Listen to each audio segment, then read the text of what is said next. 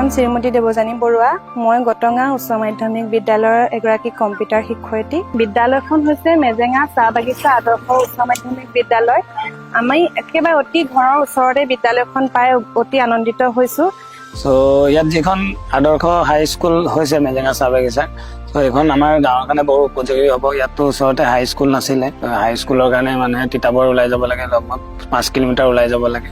ইয়াত যদি হাই স্কুলৰ শিক্ষা ব্যৱস্থাটো সুন্দৰভাৱে যদি কৰে বহুত ভাল হ'ব, বহুত ল'ৰা ছোৱালীৰ কাৰণে উপযোগী হ'ব আৰু বাগানৰ ল'ৰা ছোৱালীখিনিৰ কাৰণে বহুতখিনি সুবিধা হ'ব। যাতায়াতৰ কাৰণেও বহুত দূৰ যাবলগীয়া নহয়। আমি টাউনৰ ফালে যাবলৈ হ'লে আমাৰ ৰেল লাইন পাৰ হ'ব লাগে। ৰেল লাইনত যথেষ্ট সময় ৰৈ থাকিবলগীয়া হয় আৰু এইফালে মেজেঙানি ফালে যাবলৈও চাহ বাগিচা দূৰ হয়। সেয়েহে আমাৰ ওচৰতে এই বিদ্যালয়খন আমি পাই আনন্দিত হৈছো। বাগানৰ ঠাইত ইমানখিনি সুবিধা কৰি দিছে আমাৰ অসম চৰকাৰে। আমি বহুত বহুত ধন্যবাদ।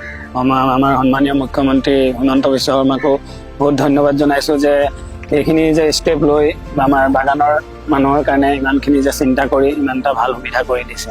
এই চেগতে মই অসম চৰকাৰ লগতে মাননীয় মুখ্যমন্ত্ৰী ডাঙৰীয়ালৈ মই আন্তৰিক ধন্যবাদ জ্ঞাপন কৰিছো।